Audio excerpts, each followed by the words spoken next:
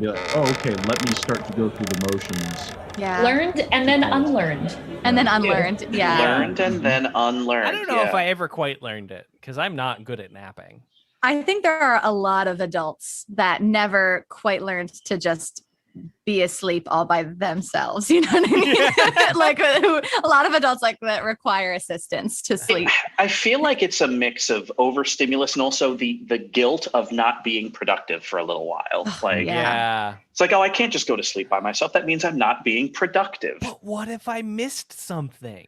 Yeah. Stuff is happening. Fear I could of sleep, missing or I out. could go for a jog and see the world. But what if I don't dwell on existential dread for 25 minutes before I go to sleep tonight? What if? I wonder if like different peoples in different kinds of societies like get better sleep. I'm sure they must, right? I'm sure. Especially in like, I I don't know, imagine in a non like capitalism fueled society where you don't have the pressure of like how much did I do today and how much do I have to do tomorrow, you know? So long story short, I think the machine is keeping us awake, and I don't like that. But one thing I do like is Knights of Prospect. Hello, everybody. Welcome, audience. Welcome, Raid from the Splorts Hub. Thank you so much for coming on over. Hello, friendly faces from the Splorts Hub and beyond. We are the Knights of Prospect. I guess I'm just rolling into the introduction. You know what? I'm going to do it. I never get to do it. We didn't say who's going to host. No, it's me. I never get to. So my name is John Serpico. Hi, everybody. I am the game master for this show, which is called Knights of Prospect. It is a show that follows a group of brave adventurers called the Knights of Prospect. You're looking at 4 of them on your screen right now. But it's a larger group, and they all do great benevolent work in the Riverlands. That's their job. They are these mighty knights. They travel around. They solve problems. They sometimes deal with big, huge, cataclysmic issues. 2 of them that are kind of top of mind is that there's an evil nobleman north of the Riverlands named the Marquis Othon. And there's also an elf raising some kind of cult named Yava. So those are just happening. But these knights are actually nowhere near those things right now.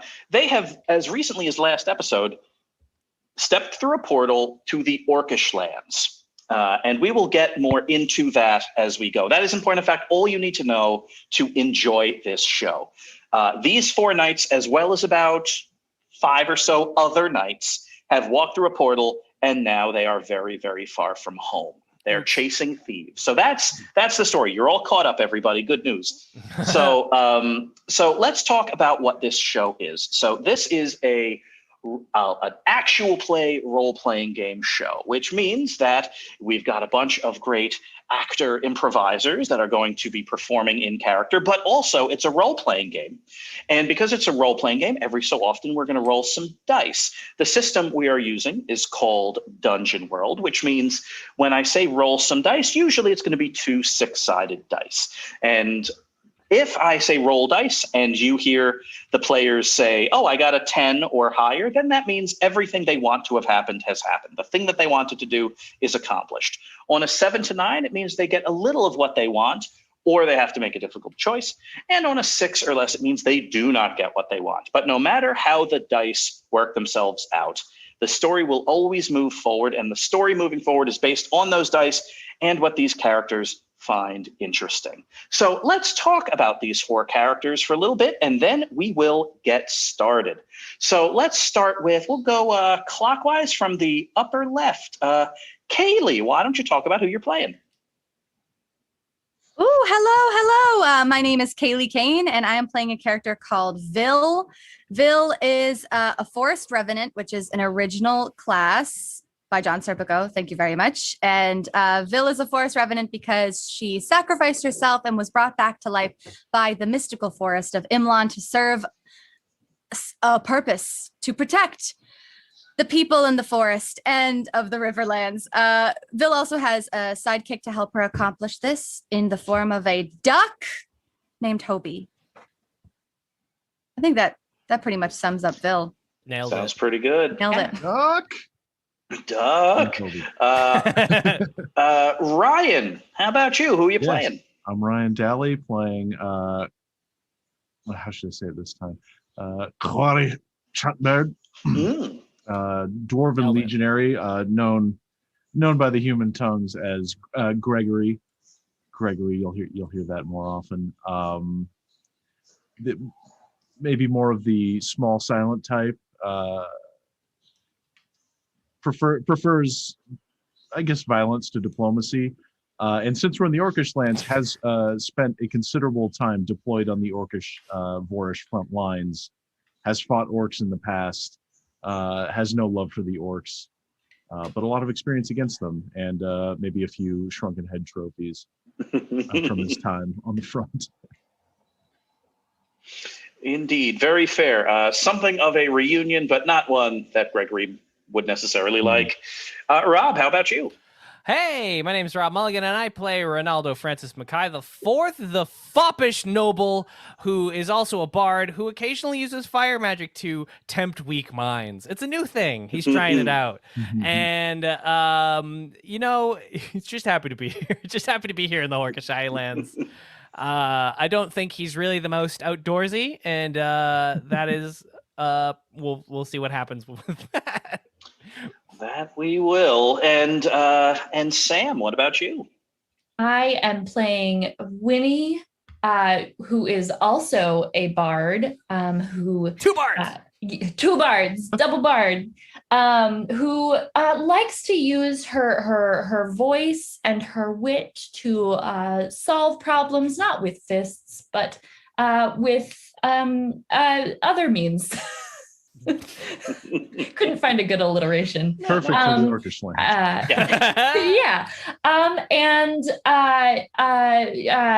Is a great teacher of how to flirt, as Vil knows, and who speaks to fish occasionally, and who has a newly good bond with her sister after stealing her voice.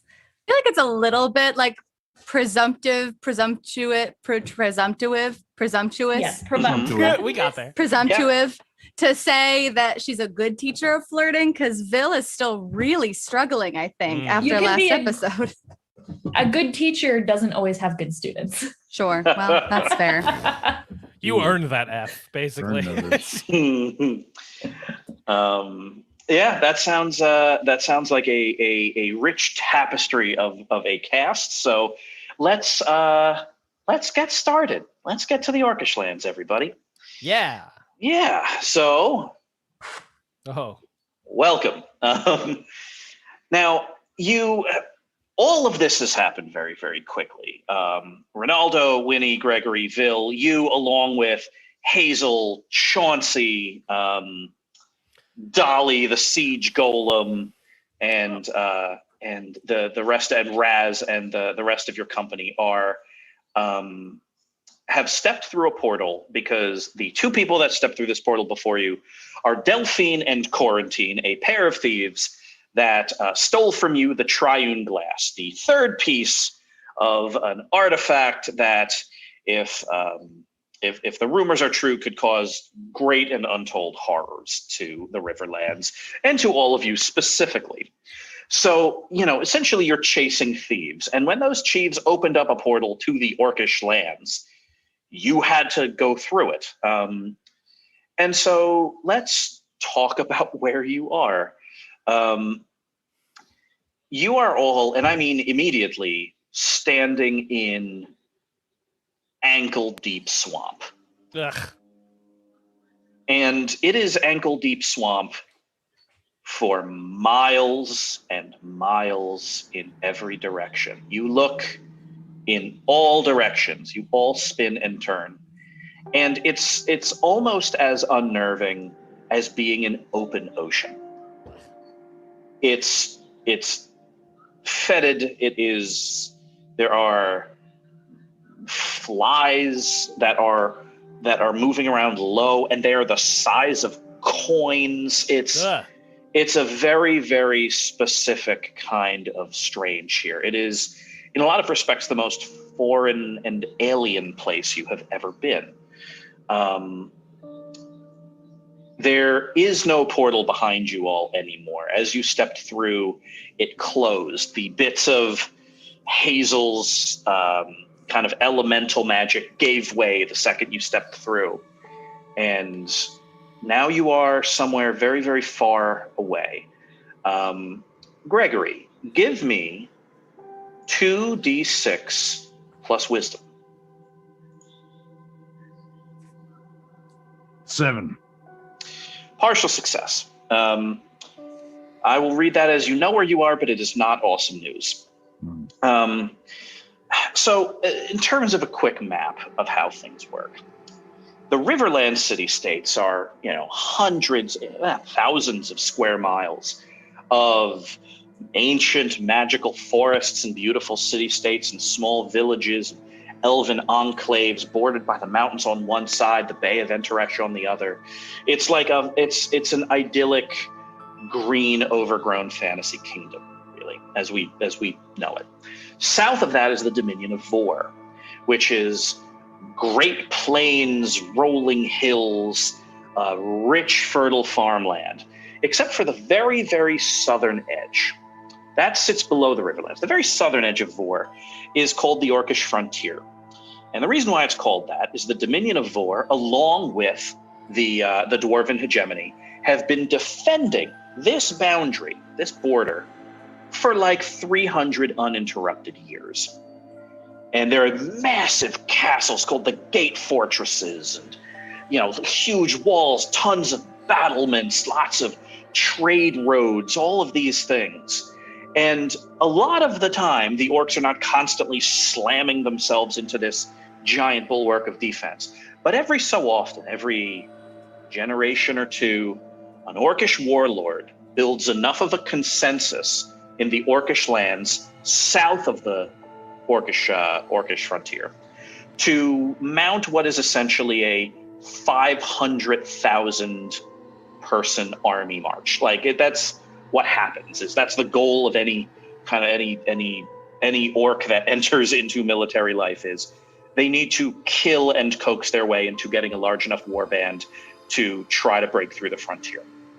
So all of the hundreds of square miles, thousands of square miles of orcish territory below Vor, you are even south of that. Ooh.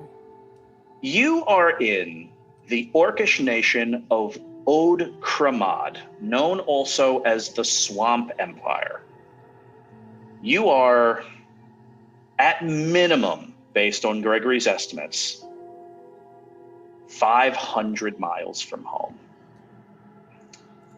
in the middle of swamp.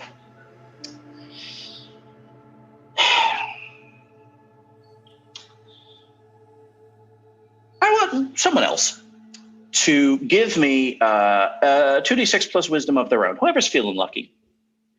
Why don't I take care of a wisdom Sure. roll? Got it. That's going to be a 14. Okay. Delphine and Corentin are about 200 feet away in that direction. Oh, wonderful. They're not running, but they're moving quickly. And they're doing nothing to try to obscure themselves. They're just hauling butt across the swamp. Okay, well, they don't know, evidently, that we are right behind them. They probably don't realize we followed them through the portal. I suggest that we tail them, but stealthily. Are there any creatures living in this swamp water? Oh, there's all manner of creatures living in the swamp water. What do you have in mind? A little conversation. I'll consult with the group. I could probably ask an animal to tail them, or ask an animal to trip them, or But you ask Any an animal to amount of bite their those legs things. off.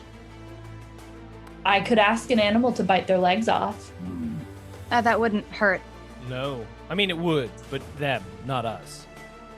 What kind of are there any largest like alligators or crocodiles of some sort? Oh, gosh. So you are, yes, Well, sort of. There's kind of everything down here. And, this is remarkably, fertile may not be the right word, but it's remarkably life-rich, this area. Like, you start moving through it and sloshing, and there is stuff all around you. Winnie, you have, in your experience, had the most success speaking with fish. Fish seem to like what you're all about. And there is a fish around. There are a few that are kind of moving through this awful, gross, kind of swampy area. There's a brown bullhead about the size of a large, delicious sandwich, and particularly surly. But unlike the other things that are within 20 or 30 feet of you, are not trying to actively kill you, like all of the biting flies and the alligator that Dolly, the giant siege golem, has punched flat about 2 minutes ago. Oh, well. Right. Hi. Sorry, not to interrupt your day. Do you have a moment to talk? I'm not good to eat. I'm bad to eat. I don't want to eat you at all. Oh. Not even a little bit. Wow, you're not saying that to eat me, right? No. I have a request. Yeah. See or feel, or those creatures up ahead, the ones that are kind of running through the swamp? There were big legs that ran through here a few minutes ago. Those big legs that ran through here a few minutes ago. They're the size of me, and I'm a big fish. Absolutely. I was wondering if you would do us a great favor and try to maybe get them to slow down or stop moving altogether. It's a big favor to ask, but I would so greatly appreciate it. And I'd be willing to do something for you in return. Oh. Okay, given that, let's roll 2d6 plus charisma. You are parlaying with this fish. 7. All right. So on a partial success, this fish wants something from you. It wants something very specific. I need you to talk to my brother for me. What's wrong with your brother? Well, you'll have to ask him. Oh, is he not talking to you? Let's ask the chat. Hey, chat, why would a pair of swampfish have some kind of disagreement? So while the chat gets back to us on that, this fish does agree to swim ahead and kind of harass the two fleeing thieves. But in the meantime, let me see here. The chat is pondering. Yes. Apparently there is some disagreement about the quality of music that these fish are in a band together, this fish and his brother. And one mudfish has insulted the other mudfish's harmonica playing ability, which apparently the bullfish down here do indeed play instruments. So what's the Gregory, what's the name of the other fish? Trim. So Trim the fish is Trim's brother, the bullfish you were talking to, swims ahead and starts to slow them down, or gonna do his fishy darndest. Whereas Trim the fish is kind of swimming around here, apparently surly, and trying to chew through Ronaldo's boot. God, get off my boot, you fish! I can't speak with you. Get out of here. Step on its head. Hop on its head?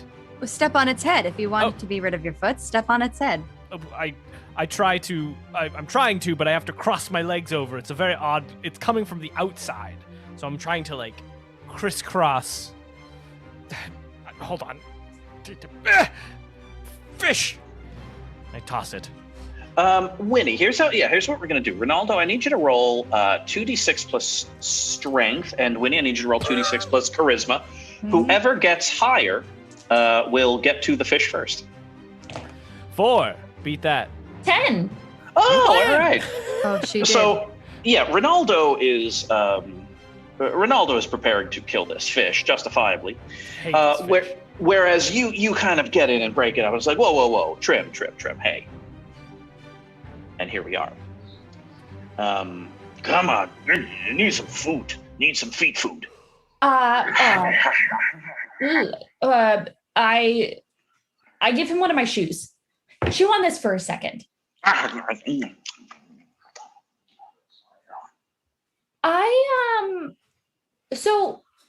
just talked with your brother, right? What was its name? Grim.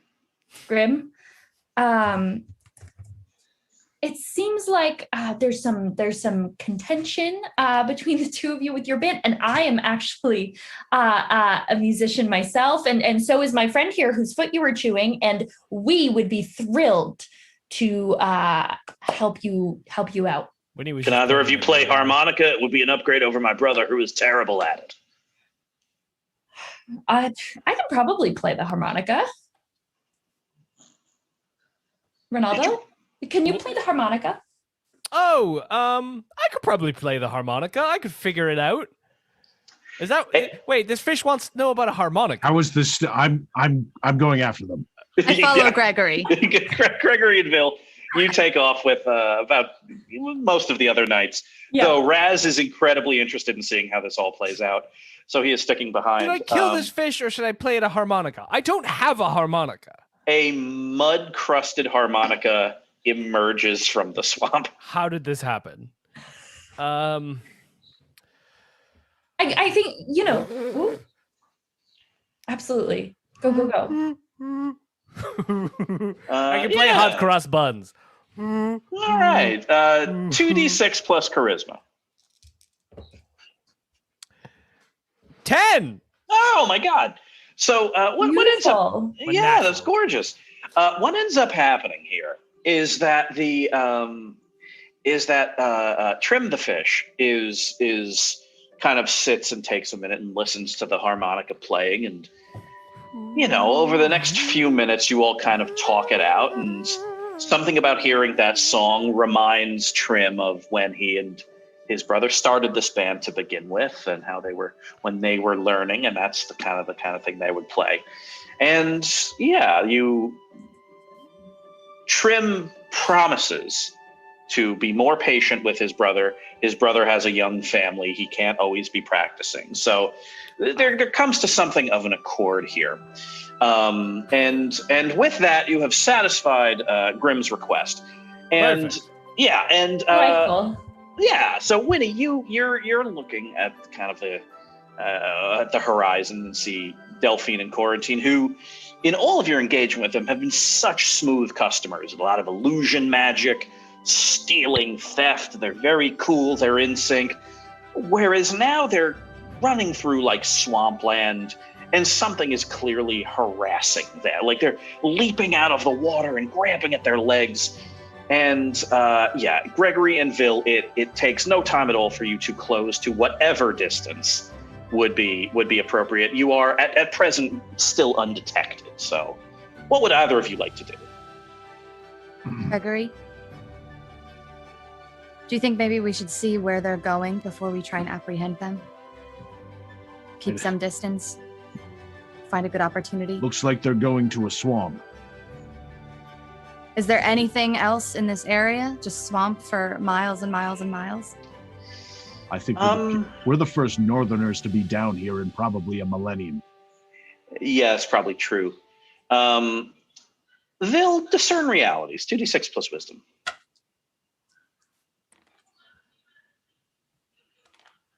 Um, 6. Okay. All right. Well, given that, I will share some information. What Gregory said may well be true. This is, if the maps are right, like the bottom 100 miles of the continent. You are somewhere in there. This is not a place where at no point has the war reached this, nor would it. So the trick here is figuring out where exactly there is to go in a place that elves, humans, dwarves, and halflings have not mapped in 1,000 years. If you go further south along the coast, there are probably trade ships that trade with some orcish villages. But, this is what I'm wondering. Where could they be going? There's nothing here. Why would they come here? And we could probably overpower them, but would we learn anything about the next effort to steal our third of the triune glass? I suppose that would depend on how pain tolerant they are. Yeah, and so this is the weird part of all of this, is they now have, best you can tell, all three parts. They stole one already. They stole the second one from you. And I don't know if this necessarily revealed itself in game or not, but the audience would know that Othan has the third. So, there are three pieces of the triune glass, and all three are ostensibly within the possession of the Marquis Othan or his hired help. So if that's the case, why in heaven's name did they actively teleport themselves about as far from where they're supposed to go as possible? It doesn't make any sense.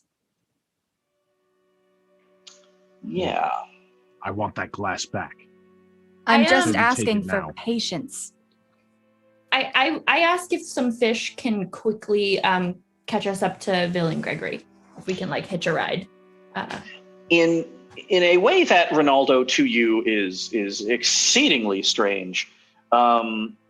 You are kind of rushed along by hundreds of fish to the point where you kind of stop walking because it's harder to. You kind of end up sitting back and kind of gliding along what could best be described as the world's stinkiest slip and slide. So yeah, Winnie and Ronaldo, you are caught up to the group, and all of you are kind of following and kind of asking these questions. It's pretty safe to say now that it's been a few minutes that at some point they're going to turn around, even though they are moving with remarkable speed right now. So what does anyone want to do? I mean, the answer is you can keep tailing. So let's see what the next roll is going to be.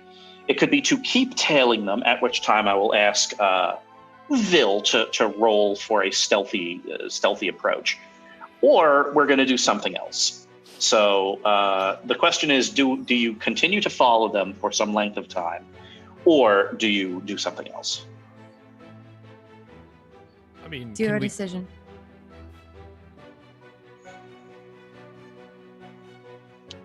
I sprint after them. All right. I'm going to say this is 2d6 plus Constitution, because moving through this kind of swamp is awful and requires great skill. Well, that's a 5 then. Okay. So you are... so that's a failure. Well, how will I do it? I will do it this way. You start kind of sprinting after them, and in that moment they realize it. They hear the sound in the background of heavy armor and the clanging and banging of someone that wants to do them harm closing. All of you start sprinting after. Dolly begins kind of pounding through the swamp, and the two of them kind of look at each other and then look back and then kind of hastily exchange some communication. And one of them, let's say it's Delphine, quickly pulls out a vial, uncorks it, kind of slams it back, and then proceeds to jump about 50 feet in the air. What? And kind of does a spin and lands not ungracefully in a kind of puff of mud and muck. And they were running generally that way, and all of a sudden, after Delphine lands, she and Quarantine talk for a moment, and they start running at essentially a right angle in another direction. So, Can I have Hobie fly up and see what they're running towards, if anything? yes. Hobie flies up, and within a couple of minutes, Hobie is hundreds of feet in the air, and then kind of turns, banks, and lands, and gives you this look. You don't see anything? A structure? No idea. We can only keep following them. Okay, at this point, it's going to be a chase. So the question is, how do you want to win that chase? Essentially, the fish are, for at least another few minutes at least, continuing to waylay them along the road. But that is only slowing the two of them down. It's a lot harder to keep all of you together. So the pace is about the same. So the big question is, how do you, first good idea gets it. How do you want to catch up? Is it just pure sprinting, which is totally fine, or is it something else? Vil, you can shoot fairly well. Could we use my sword of fire and your expert bowmanship to light some trees on fire in front of them, make it so that they can't continue, and they have I won't to light a tree on fire. Well, never mind. That was my idea. Is there any way we could make some sort of obstacles in front of them that would prevent them from outrunning us? Yeah, I don't see why not. Now, just because it's the four of you doesn't mean you don't have access to the skills of the other Knights of Prospect. So, Ronaldo, that's your idea, and you're thinking about, well, how do I operationalize it? Mm-hmm. And you can think of two options. One, Hazel could probably try to conjure like a mound of mud in front of them, or Raz could try to animate a bunch of skeletons. Ooh. Or Ronaldo. Oh. I've thought about it. If there's a tree that's already dead, I will light it on fire for you. Perfect. I bet that would work. And I draw my rapier towards and like hold it out to use it as a way to light your arrow. I can ask the fish if there's a dead log of some sort that they can kind of pull in front of the twins. Yeah, I do like the skeleton option, though. A combination of kind of those things come together. Like fish are talking to fish, and there are a couple of dead trees up there, and all of those things. And yeah, a well-timed shot could cause something to burst into flames up there, because especially there are dead trees and hollows of trees that are like filling with sulfur gas. Mm-hmm. So one good shot might do something. So Vil, happy shooting. 2d6 plus dexterity for a volley. Okay. Am I sure that it's dead? Yeah. Does there seem to be life inside the tree? An animal living inside the dead tree, perhaps? We're sure it's empty? Because this is like a swamp that is nutrient rich with decomposing matter, it's tough to say, but the dice will let us know, really. Okay, 10. Okay, this couldn't have worked out any better. From the perspective of your arrow, you begin we the audience see, you kind of draw the black ash bow that was made for you. And as you start to knock it back, an arrow forms, and we follow the arrow as it's lit, and kind of the camera, like our audience eye, kind of follows it as it's loosed from the bow and arcs through the air. And as the arrow kind of, tilts from its skyward view back down towards the land, it's just swamp everywhere. And as it's banking back into the ground, we see this, dead rotting log, huge log in front of it. And there's probably the angriest and most grotesque looking frog you've ever seen sitting on it. And it kind of looks up at the arrow, and the frog's getting bigger in our audience eye, and the frog leaps off, and all of a sudden there's a grand conflagration as this log catches fire. A couple of other like awful rotting scrub brush catches fire, and Delphine and Corentin stop. And they look at each other, and within a couple of moments, they realize they probably can't keep this up forever. And they turn and face you and keep their hands out. Thank you for that idea, Ronaldo. It seemed to be very effective. I apologize for my hesitation. It was a real conflict of interest. No, I respect that, and I appreciate you trusting my idea. Anyways, let's nab these. Say Dolly's here. Dolly is here, all 20 feet of brass siege golem. Dolly, throw me. Whoop. No problem, my friend. And you are hurled towards them, I'm guessing? Towards them, at them. Yep. And so Delphine and Corentin see, and they start kind of panicking and getting their arms up. A dwarven legionary kind of flying through the sky with balled fists. Are you doing some punching? Hopefully impact. Oh, sure. So let's go with hack and slash. This is still body control. I will give you a +1 because Dolly is remarkably good at throwing heavy things at stationary objects. 7. Okay. So this was just so cool that all it does is just do some damage to you in addition to a boatload to them. So you take 4 damage, and you kind of come down with like big balled fists kind of slam into them. They are tossed back into kind of the fiery underbrush, and they have to pat themselves down. We surrender! We surrender! We surrender! They literally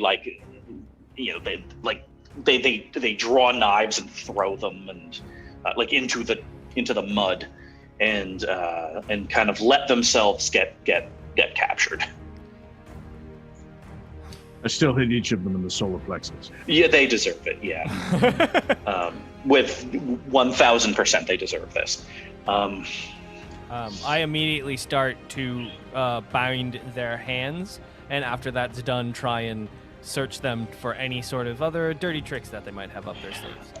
Corentin and Delphine are remarkably open about all of the things they have on them that can hurt you, and guide you to Corentin's upper left kind of breast pocket of his vest.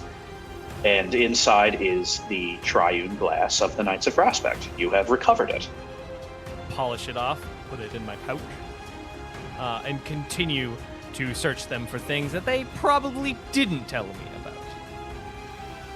about. Ronaldo, 2d6 plus wisdom plus 2. All right. 10. They tell you everything, and they are doing nothing to try to harm you. You remove from them, all of you, a remarkable amount of equipment. Magical, they are well financed by the Marquis Othan. They have traps on their person and ways to protect their personal stuff. But on top of that, they've got, magically compressed foodstuffs and all of these things. Is the equivalent, to use an anachronism, it's the equivalent of the two of them are equipped with $20,000 worth of camping gear. This is a lot of stuff you have, you two. You sure you're not hiding anything else from me? I mean, this is a lot of stuff, so... Monsieur, we swear it. Our journey ends here. Well, our interaction ends here, I suppose. What does that mean? You have taken back what you want. You are welcome to anything we are carrying on us, by way of an apology and reparation for the pain that we have brought to you and distress, we ask only that you let us on our way. Where are you going? Quarantine. So you're talking to Quarantine. Delphine, the older of the twins, looks at Quarantine, and Quarantine nods. And Delphine says, "Oh, they wouldn't believe us anyway. It doesn't exist." And then Delphine starts talking. We are going to Alve Alora. That's a myth. It doesn't exist. That's not real. Yeah, Gregory and Vil, Ronaldo and Winnie, the second they hear the phrase Alve Alora, like they both kind of wrinkle their nose and say those things. Monsieur, madame, messieurs, madames, we think it does.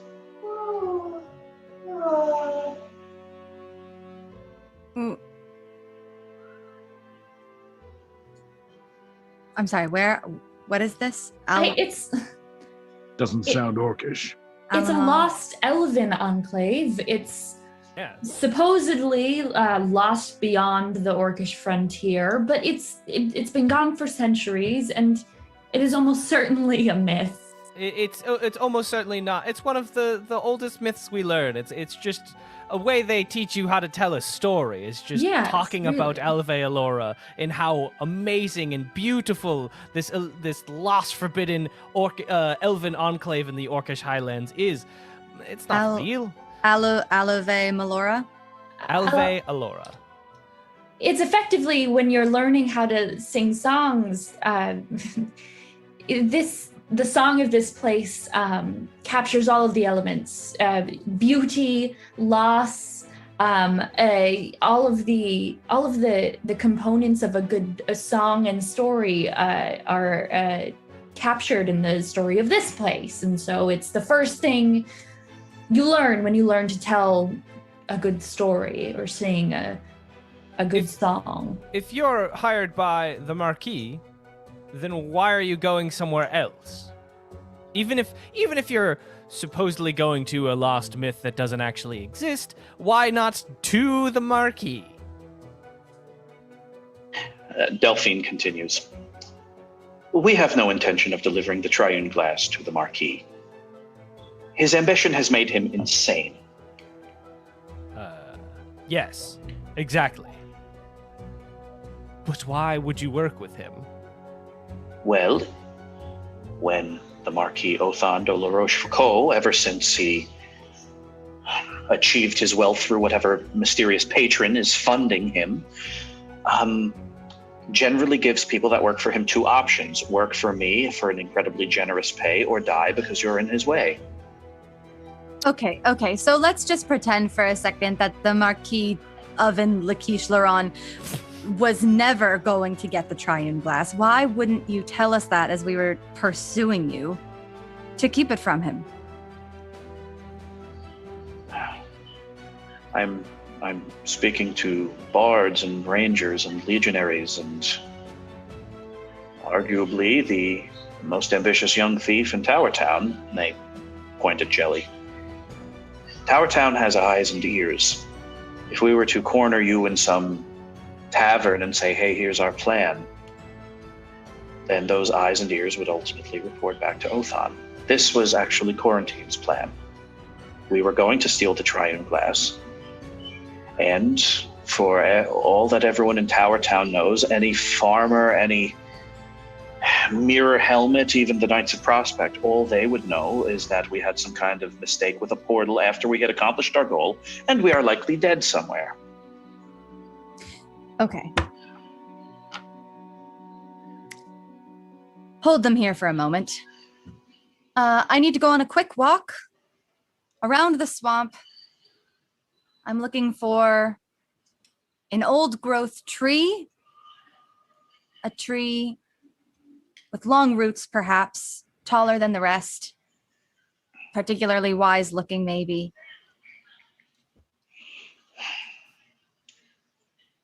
There is not only that precise tree, there is no other tree nearby. Oh, wonderful. Okay, I sit down in the swamp. I'm You going do. to listen to the tree and see if it whispers anything useful, maybe about this Alve Melora place. The Choir of Imlan ability. Yes. 2d6 plus wisdom. If it's around, they'll know. Oh no. 6. Okay.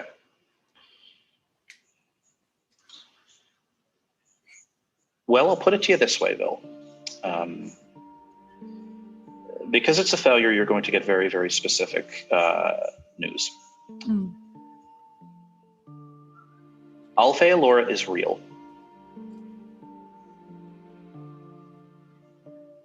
And the next step in your journey is to either find it or die trying. Understood. That was very specific. Thank you. And a breeze as if from home blows through the air to punctuate.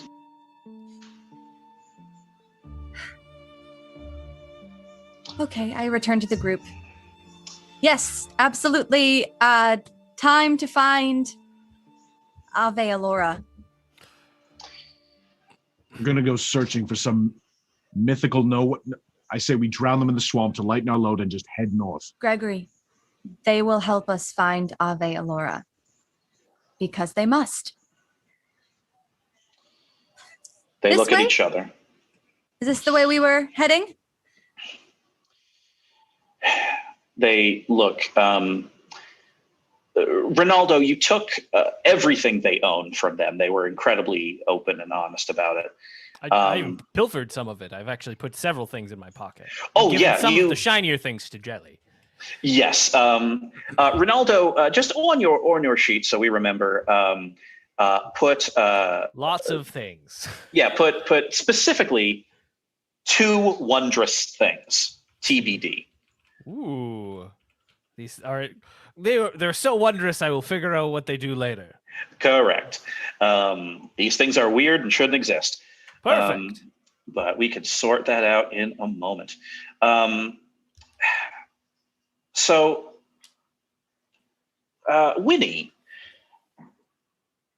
one thing that Ronaldo took immediately strikes you as something that has some kind of resonance to it. It's a very inconveniently sized thing. It's a disc about as wide as a tea saucer, with a ridge on it. It's a sundial, a small sundial.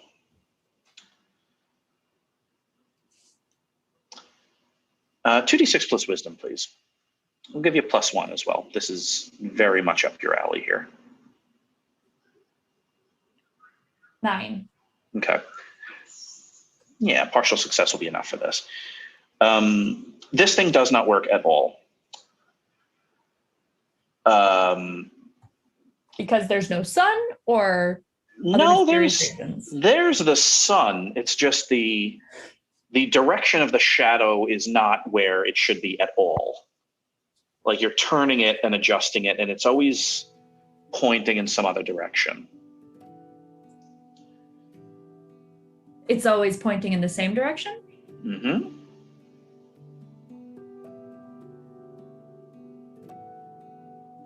I ask Delphine in quarantine. Mm-hmm. What does this do? That's our route. Does it... I take a good look at it and I kind of take a guess. Let me guess, this points you in the direction you're supposed to go?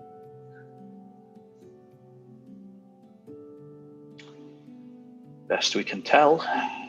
Where'd you get it?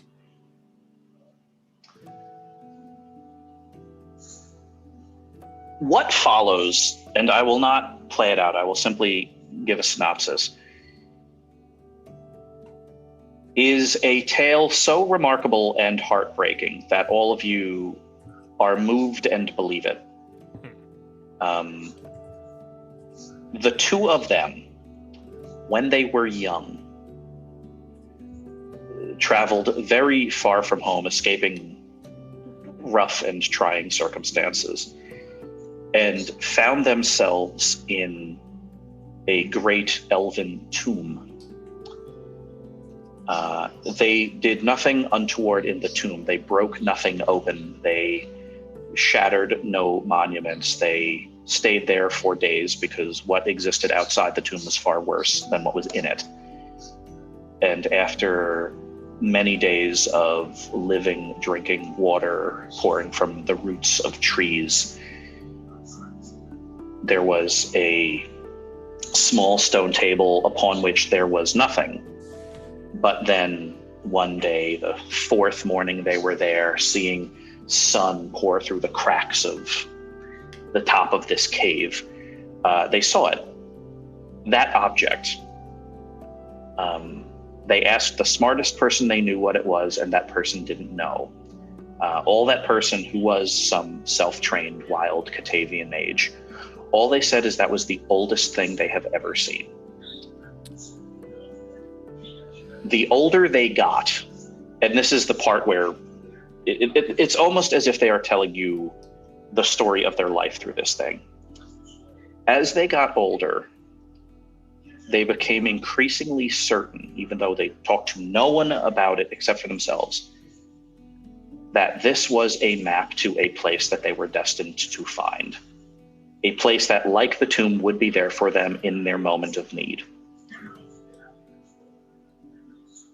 And when they were old enough to kind of understand the bardic legends, it opened up in their minds. They were given a gift by the elves of a roadmap to Alve Alora, a place so old that most elves do not even remember it. They go through this with such unwavering earnestness that you are all certain, every last one of you, those of you doing magic are doing it. Those of you that are bards or scholars of the human condition are engaging in all of your feats of deduction. And you are certain, each and every one of you, deep down to the marrow of your bones, that these two believe, beyond a shadow of a doubt, that they are destined to find an ancient elven city. And they were given a tool to do it. It's through the light of the fourth morning. Through the light of the fourth morning, is it at places of prayer or spirituality in elven enclaves, there's always a stone that says through the light of the fourth morning. I never knew what it meant. When I asked our leader, he just said it's the path to salvation.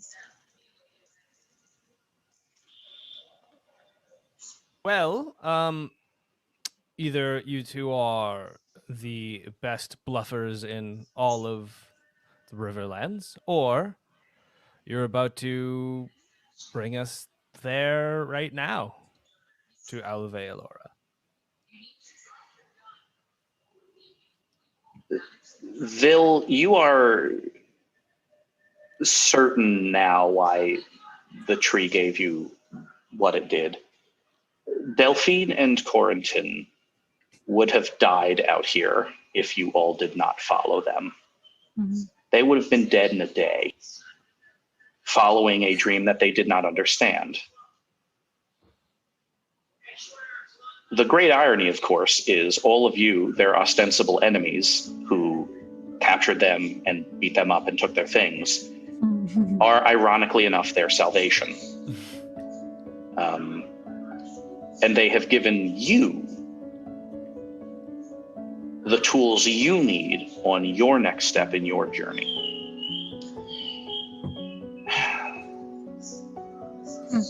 Ronaldo, Winnie, all of this is sitting very oddly and profoundly with all of you. It's like learning the song. It's like learning why Ring Around the Rosie is Ring Around the Rosie. this thing that you take for granted, this thing that you use to learn song structure, is really some great and powerful clue on how to continue to be alive in the most dire of circumstances. Gregory, this is beyond the reach of war, this place. It is in a place full of people that have been your enemies for your entire life, and yet you are apparently meant to walk through it all and find this thing that doesn't exist. This thing that apparently leads to salvation. Delphine and Corentin are your prisoners. They have given you the triune glass, and Winnie, when you take the sundial from them, they look at each other and then look at you, all of you, and say, we think this is yours now, and you should take us there, if you would. Yes. Let's go. Yeah. This is a real turnaround. All right. To fake place. Yeah. You kind of experiment with this sundial thing a little bit. You kind of like it's pointing that away. And so you start walking at a right angle for like a mile or two to see if the direction moves, and it does not, which means it's far away. But as you are walking in that direction, well, a couple of things happen. One, you're walking through fetid, bug-infested swampland, and you are not necessarily equipped for this. And so you're getting hungry and thirsty. Well, we brought no rations. What do you all want to do about that? Vil, I know we just solved a familial dispute between fish, but could you convince fish for them to be our food? Or should we just catch fish? Is that rude now? I'm hungry. I don't know if I care. I won't eat fish. I'll eat other things, but you can eat fish. The problem is, Winnie, is I'm not quite sure around here what we can eat. Back home, I know every plant, every moss,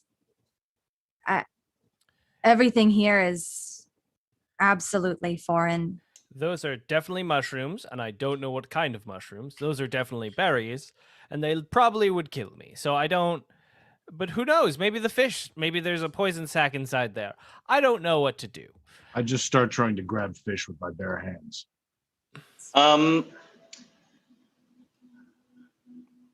Your friend and at times mentor, Gregory, is Doolin the Linebreaker Doomian, whose warrior spirit resides in your armored gloves, your cesti. Your gloves are refusing to close when you are grabbing at the fish. What's the problem? Some people are hungry. Oh, sorry. What? I know that. I'll be over here. Don't listen to me. Understood. Okay. We need to eat. There's no rations. I'm not going to let you grab those fish. What's wrong with the fish? That fish. I've eaten fish before. Your elven friends might be fine with those, but you will die, and I will not be attached to a corpse in an orcish swamp. Look, I know we're in the Orcish lands, but that doesn't mean that fish are going to kill me. Come on. No, but I know these fish. How do you know these fish? Because they exist further north, where I have fought. You are not the only one who has been behind enemy lines, eating all kinds of nonsense to stay alive.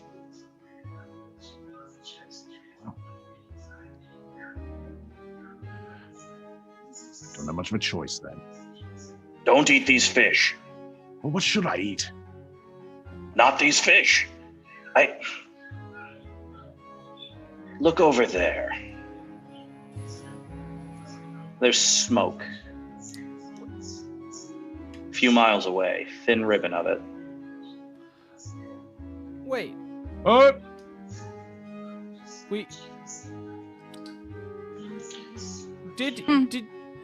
question, did we not just pilfer off a bunch of compressed food from these bandits as well?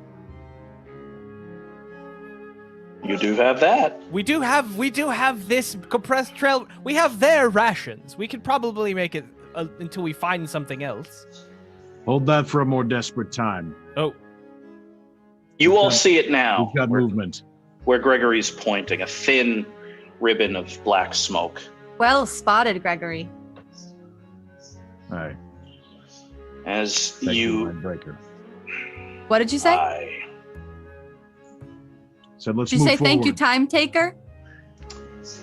I said it's time to move forward, so quit your aching. Yes.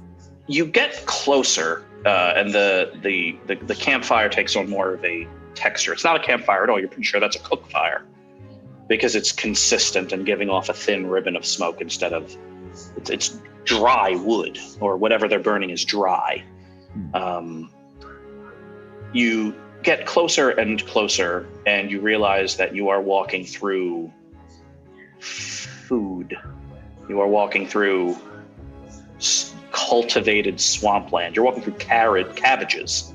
You're in a field of mud cabbages. And there are these tall, reedy plants that smell like sweetened sour milk.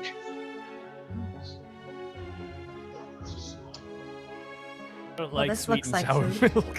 Hey, hold. One or the other, but not both. Chances are there's going to be orcs by that fire. Now we need to What's wrong with establish if orcs? I'm not going to have this argument right now. I've never met an orc. So They are going to be upset by our presence. I say we do not give them the chance. We fan out, form a perimeter, and destroy them before they see us. Gregory, we are not at war. How do we know that they don't know that? well, we'll say we come in peace. I This- don't speak Orcish, so I can't know if they would understand me. Oh, does anyone speak Orcish? In my experience, the minute they see someone without two giant tusks protruding from their lower lip, they start ripping heads. Well, these tall reeds that smell like weird yogurt, maybe we could use them as tusks to just buy us some time.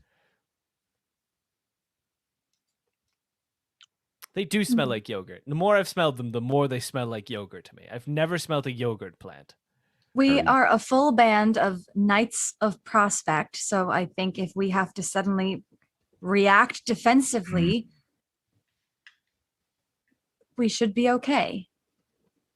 I agree, but that doesn't need to be our initial approach. Very well. Approach with a party of 3. Everyone else stay hidden, hands on your weapons. A party of 3, Let the bards go. They'll be less intimidated. a party of 2 then. Wait, we're both going. I thought I'm confused. But okay, let's go, Winnie. What's the plan? I don't know. We'll figure it out. Make friends with orcs and see How if could it- they can provide rations. How hard could that be? Gregory, never what met position should I take? Not much of a high ground. Stay hidden behind reeds. Arrow knocked. Ready. All right. So, Winnie, should we try the fare thee travelers? We have traveled very far, or I don't know. Is that All too right, classic? I'm going with the I don't know. bards. I But- can just be charming and open. You could be charming and open. All right, I get some height. I'll go into a tree and keep an eye on the situation, keep my arrow trained on it. Sure, you're Vil observing, and you get a little bit of high ground now above the reeds, and what you realize is you're looking at, well, a village of sorts. You're looking at a few low mounds, maybe 4 or 5 feet high, but they're dry. And on each of them are buildings. Looks like sun-baked round mud buildings. Like almost like blisters they're shaped. Doors, windows, and all of these mounds are connected by berms, like these kind of low dirt paths. So think of it almost like a spider web with occasional water droplets on it. But both the web and the droplets are made of dry ground. It's quite charming. Brilliant, actually, the way it's set up. Ronaldo, you and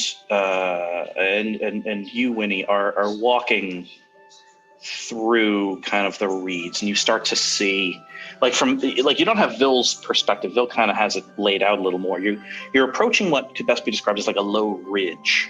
Yeah. And the two of you have a very Gregory's view of the orcs are very pragmatic. They are at war. They are constantly trying to smash through the defenses and head north. We are killing them, and they are killing us. They do not stop. The two of you, and you've talked about this before, and especially over the last few hours. This is kind of your full reckoning of the orcs of this continent. Orcish culture, by common reckoning, by pragmatic reckoning, is just based around war. They are the enemy. But what you both are aware of, because you are bards, and every bard is a diplomat, even if they don't think they are, is that when it comes to orcs, things are very overt, and hierarchies form based on strength and cunning. So essentially, the strongest orc or the smartest orc gains the fealty of other orcs. And that's how war bands ultimately form, is one orc just proves to be smarter and stronger than other orcs. And it gets to a point where no orc wants to challenge that orc and would rather pledge fealty to it and take their own respective war bands. In essence, it's a lot like human culture, only more direct. Whereas in human culture, some noble family will quietly try to destroy another noble family over 2 generations. The orcs will just send their strongest son or daughter to the other village and just kill somebody and say, well, now we know who's stronger. There is a belief amongst the orcs, you both know this, that humanity and the elves and the dwarves live in, heaven is not the right word, but the orcs believe that beyond the Vorish frontier is heaven on this planet. Rich, lush lands where no one needs to work and toil, and they don't have to die. The Great Gate fortresses in Vor are, for them, in very real respects, the pearly gates to heaven.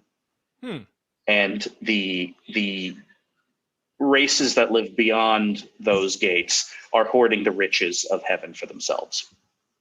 This is baked into the belief structure of the orcs of the northern kingdoms, the ones that do the most fighting, that gather the most for war. And so what you're trying to figure out is, are you so far south that orcish warbands do not form down here with the express purpose of marching north? And also, is that still true down here? Like, are the orcs of Ode Kramad, the Swamp Empire, the same as the orcish nations that are a couple hundred miles north of here? You don't know that, but this is kind of a general vibe. And so with that, the two of you kind of sneak up to kind of the low ridge, and you pop your heads up, and there's a building over there, and there's a building over there, and there are orcs here walking around and doing things, and a couple of them are indeed cultivating a cook fire in the middle of town in this cobblestone circle. They're baking something, you think, in a giant stone oven. Do we just say hello? Like, I don't know. Well, first, do they speak our language? Like, do they speak like common or? I have no idea. No, what you all speak is essentially a trade language. That that kind of pretty much everyone from Vor north, like Vor, the Riverlands, Catavia, Hyvex Barony, and other, Theocracy of Antaresh all speak. You don't write poetry in this language generally, but it's a very pragmatic language. You don't think the orcs speak it. There are several orcish tongues.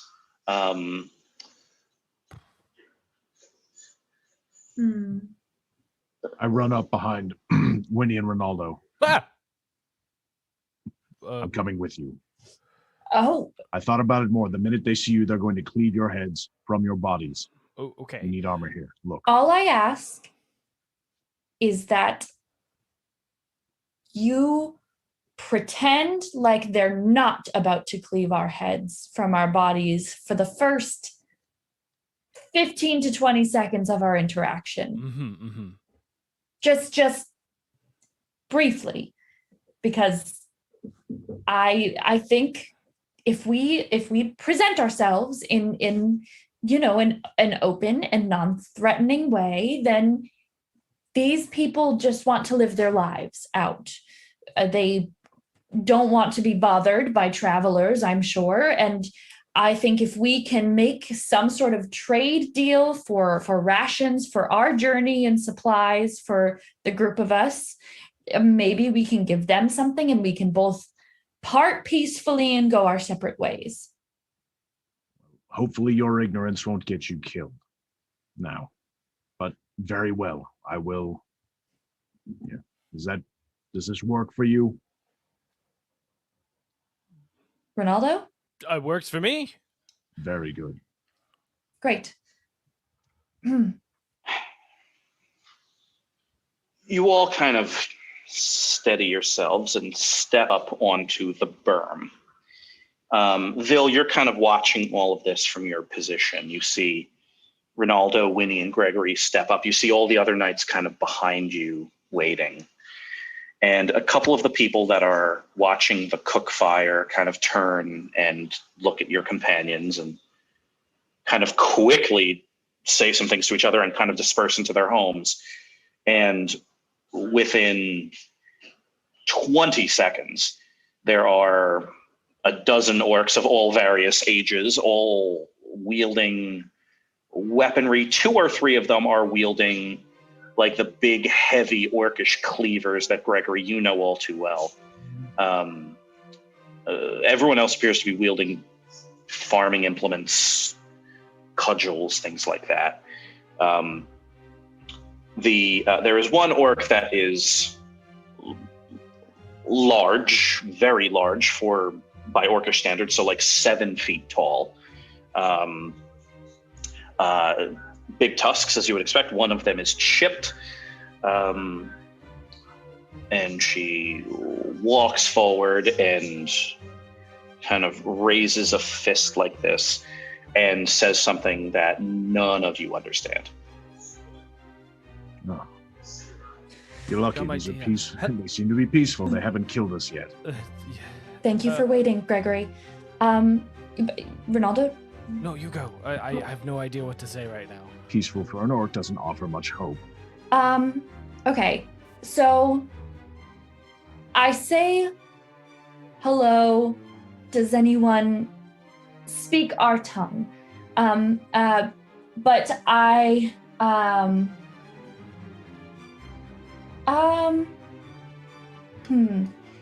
but I would like to, when I say this, take money out of my pouch and put it in my hand and present it. Gold that I have. They, this orc walks forward to you, kind of looks you in the face, kind of holds out her hand and then kind of tips your hand into her hand and takes the gold and puts it in a pouch and then steps backwards, and this orc says something to another orc, and the two of them have what is either a laugh or a coughing fit, you're not sure, and then just keep on looking at you. I take out, I'm sure I have some amount of food or jerky or something in my pocket, and I take it out and I take a bite of it and I mime like food and try to mime like more, and I mime like giving money and then taking food and then eating it. 2d6 plus charisma. 9. Partial success. Okay, here's how it works. This orcish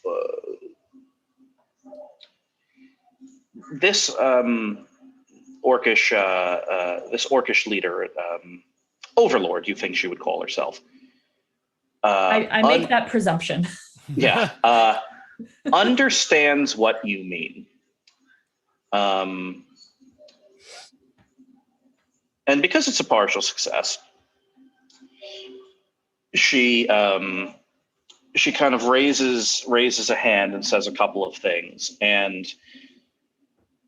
the cook fire is cleared and extinguished, and all of the embers are kind of moved into like a ring around the cobblestone kind of platform in the middle of town. And she hands her giant, heavy, awful cleaver to someone else and strips off her armor and is handed a 4 foot long, it's like halfway between a club and a staff. It's painted in all kinds of beautiful colors and has bits of metal kind of into it. Like it's this gourd. It's like kind of like a walking stick, you think, but much heavier. And she stands there holding it. And one of the other orcs of the town has an identical one and is holding it out in front of the three of you. Oh no. Oh, this is Hey, don't jump to negative conclusions just yet. What kind of markings are on this club? Oh, okay. They have like a number of runes. It's, again, you don't know the language, but there's some kind of language on this. And then a couple of pictographs, 2 orcs crossing them, 1 orc being bludgeoned, that orc sitting while the other orc has the staff raised in the air. Mercifully, there's no image of like one orc like cleaving the other orc in half or like smashing its face in, like his or face in. So yeah, I sit down and I beckon to my comrades to also sit next to me. Sit down. Just trust me. Sure, I sit. I take a knee. Mm-hmm.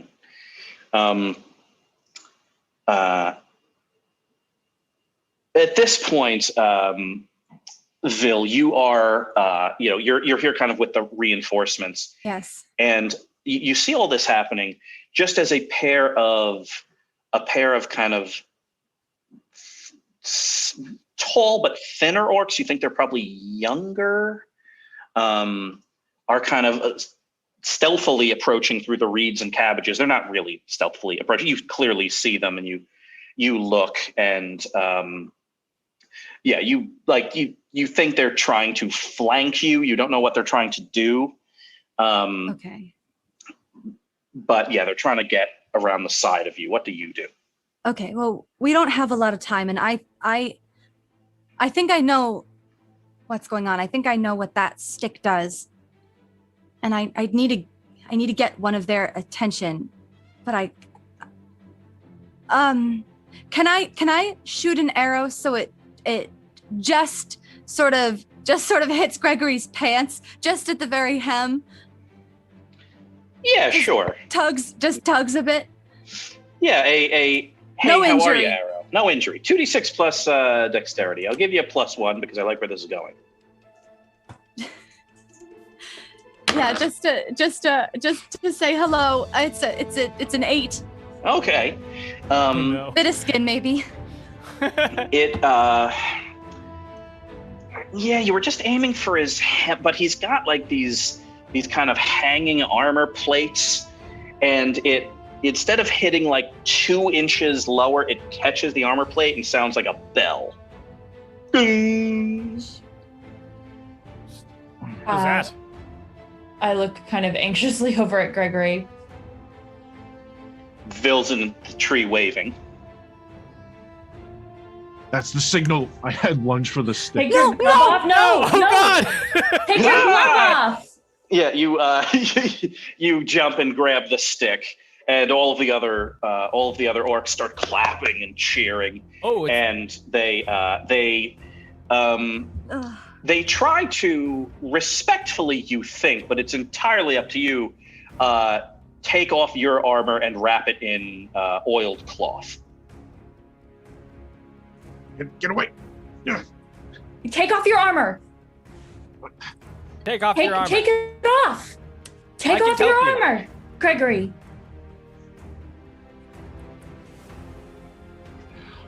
Very well. I go and assist Gregory taking it off because he's in full plate. It's a 2-person Yeah, job. it's a whole deal. So I you figure Gregory doesn't want orcs helping, so I try and help. yeah, I so also do. You do, yeah. Your squires are essentially unbuckling you out of this giant, ornate sarcophagus you wear across your chest, and I'm looking at Vil and trying desperately to interpret her hand motions. yeah, it's like Dolly is like looks at this and stands all 20 feet tall and is like replicating the hand motions. You don't think One it's helping. stick. No, stop the stick. But yeah, you are Hold Gregory. You were taken out of your Stop armor, holding which the stick. you're like looking at the orcs that are handling it, and you're like, oh my god, they're gonna rip it up. Like this is. I And no, go to Vil and I say, "Can you write it down? Like write it down and then Yeah, shoot you it." sprint. Since they don't seem to be killing me, I try out the few bits of orcish I picked up. Yeah. What do you think you're saying? We Toru Monach, we north go, you no kill. The words I can remember. Yeah. Rech. Tome Anach. The other, the two orcs that are wrapping your armor in like oiled sackcloth right now. One of them kind of hears this, and the two of them look, and one of them stands up. You don't think you've ever seen an orc this old. Just as elves are incredibly long-lived, orcs are the exact opposite. Orcs grow to full maturity in about 4 years. And so you don't generally know how old the orcs you've been fighting are when you fought orcs. But this orc has wrinkles and is bent with age, things you don't normally see. But this orc looks at you and in heavily accented hegemonic dwarven says, "Buzzer is kind," and he slaps you on the shoulder. And with that, you are pushed into the middle of the cobblestone circle. And that overlord is likely named Bozzer. And she swings the stick around a few times and settles into a fighting stance. What do you do, Gregory? I'm looking at Vil Like, I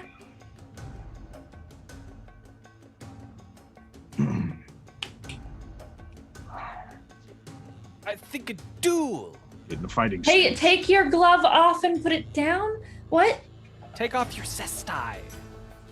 Glove off. Finger Glove off. Glove off. Glove off. And hold the stick. I think Shut Gregory. up, I'm trying to fight. Are you going to fight with the cestus on or off? Oh, they're off. Okay, They came off with the armor. gotcha. So yeah, Vil, you're kind of doing this, and you see like he takes off the armor, and then like this gets communicated, and you take the cestus off, and those are being lovingly taken care of. And yeah, you are just there, kind of stripped down to your arming jacket and pants. All right. Bozzer acts first. I mean, the way fighting, as we all know, in Dungeon World works is it's keyed off of your actions, but for sake of the theatrics, Bazzer steps forward and kind of swings the giant dueling stick around her head and slams it down on the cobblestone in front of you. You only need to move half a step back to dodge it. This was not meant to kill you. This was meant to see how fast you move. She then takes kind of a step forward, exposes her back for a moment, and just as you're about to do something, she kind of whips the dueling stick again to where the crown of your head would be, and then you kind of duck out of the way. And then you recenter yourself, and she recenters herself, and she nods. What do you do? There's another stick, yes? Or are we fighting for the one? There's another No, one. you have one in your I hand have as well. one, yes. Yep. Okay. No, that'd be disrespectful, wouldn't it?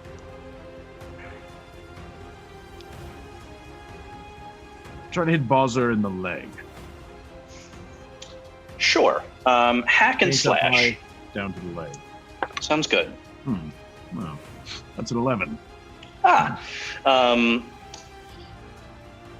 Your damage is going to...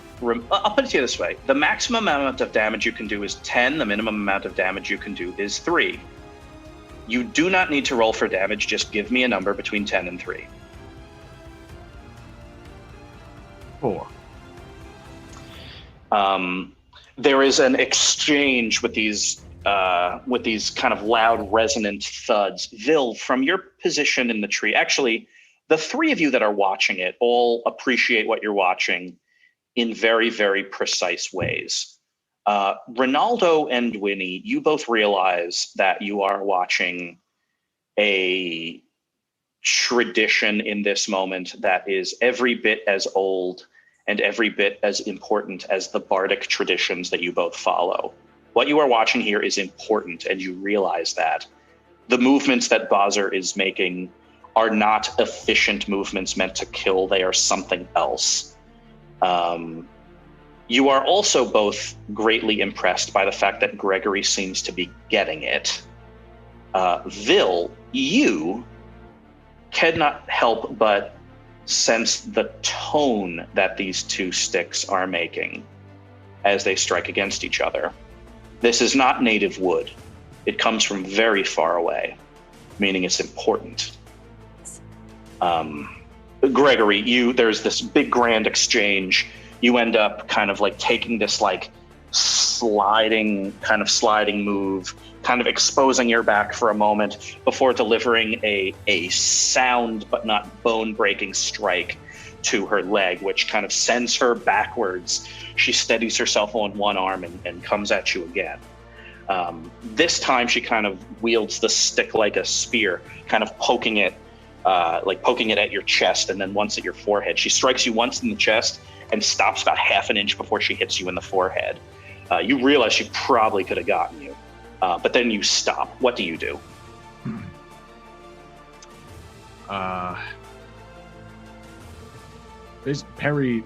Parry her staff Mm-hmm. and try for the same to stop short at the bridge of the nose. How Hack and slash, 2d6 plus strength. I'll give you a +1. You're getting it. 8. This is that 8, a partial success, is not because either of you mess up, but because this next part takes a long time and is exhausting.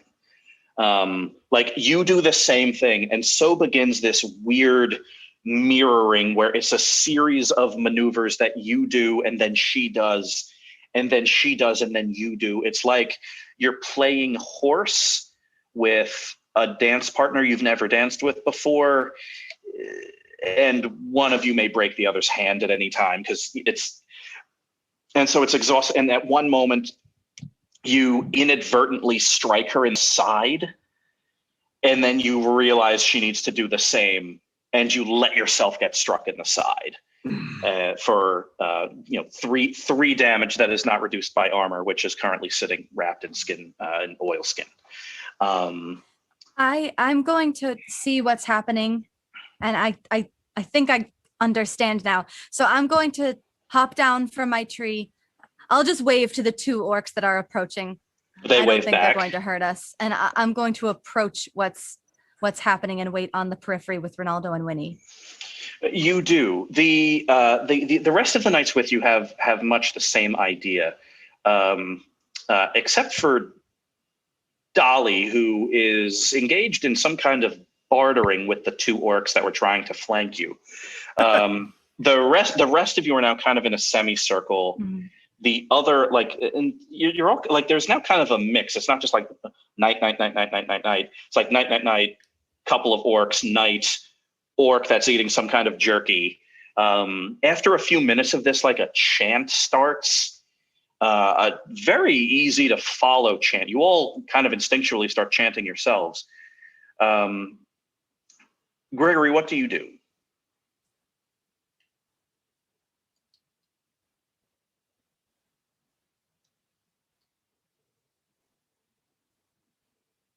I spin the staff one last time and set it on the ground in front of me, Yes.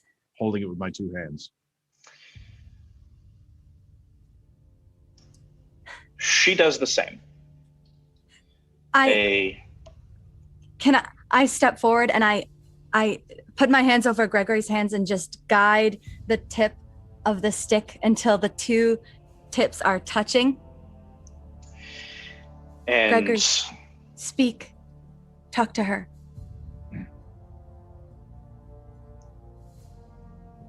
In your own tongue, you can. Well met. well met.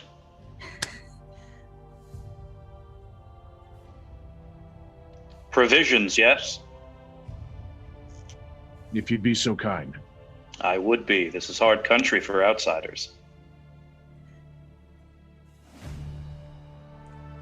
Well, we should remember that Bozzer is kind.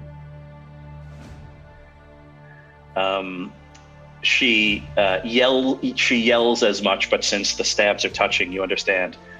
Bozzer is kind, to which everyone yells back in a language that you assume is the same. Gregory speaking Orcish, was he lying to us this whole time?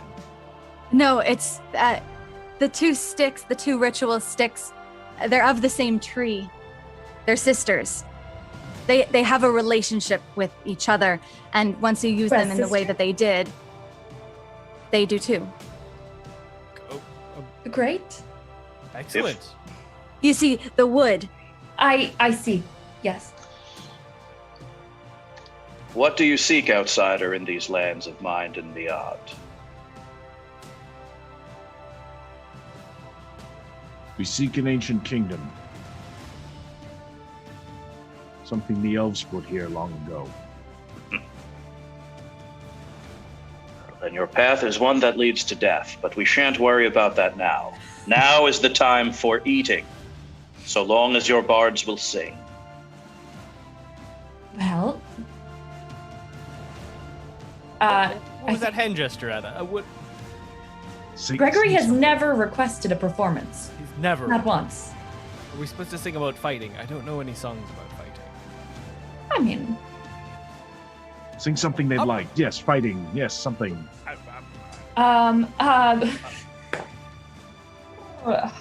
Okay. Does the song that you sing as a child, the song about hitting a tree and then making a song with the forest. That seems like an elven song, so I will follow your lead. It sounds Okay. perfect. All right. Just pound your hand like this. Oh. Thank you. Run your hand through the trees, hit it with the stick. Hear the noise the stick makes, and go through the branches of the trees. Listen to the beat. Hear Everybody. the branches through the trees. Listen to the beat. I haven't heard this song in maybe 80 years. Hold the hand of your companion. Run in circles 3. Grab a random orc. Run. Yep. Hold the hand of your companions. Run in circles 3. And jump up, jump down, and hit the stick on the tree. And we make continuous thudding noises as we hit sticks onto trees and run in circles and dance and make beats continuously. And a good elven tune. That was fun. And with that, a great and nourishing feast is had, with Gregory sitting at the same table, eating from the same plate as the orcish overlord Bazar.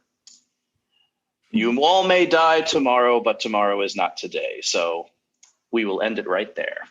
Wow. Woo! Oh, goodness. What Right. personal growth for Gregory. Gregory Shitbeard, friend of orcs. Yeah, things Didn't get know we'd get there stranger. today. Things get stranger and stranger further from the war zone. But yeah, what a day for Gregory. How about that? A friend. Friend. A friend at all for Gregory, I think, is a big deal, let alone an orcish friend. Yeah. I'm glad you figured that out because both Winnie and Sam were at a loss for how to proceed. I was like, this is a duel, right? I'm pretty sure this is a duel. Why isn't it doing anything? Yeah, it was kind of a duel, and it could have become a duel. Yeah, But, I was really worried that Gregory was just going to hit her real hard right off the bat, misread the situation, and things were going to go bad. Mm-hmm. But hey, But hey, you're having a good meal, and you've got a long journey ahead of you through strange and wondrous places to get to a place that may or may not exist at all. So Fun. indeed. Well, anyway, speaking of strange and wondrous places, thank you to MB Studios audience for joining us here at Knights of Prospect. We have been the Knights of Prospect. If you are listening to us as a podcast, thank you for doing that. If you are watching us after the fact on YouTube, thank you for doing that too. If you are doing only one of those three, keep in mind you have 2 other options on how to consume what we do. We are here every Saturday night at 8 p.m. Eastern Standard Time on 2MB Studios, along with wherever you get your podcasts and on YouTube. Next week will be a little something different for the Knights of Prospect. Regular time, but no John Serpico. So we will see what we have in store for you all next week as I wander the countryside trying to get inspiration for orcish adventures. But anyway, thank you as always for joining us. If you are a fan of 2MB Studios, and we think you are, be sure to hit that subscribe button, support on Patreon as needed. All of it is located, all that information right on the twitch.tv/2MB Studios profile page. Everybody, we will see you for adventures next time. Good night. good night. Bye.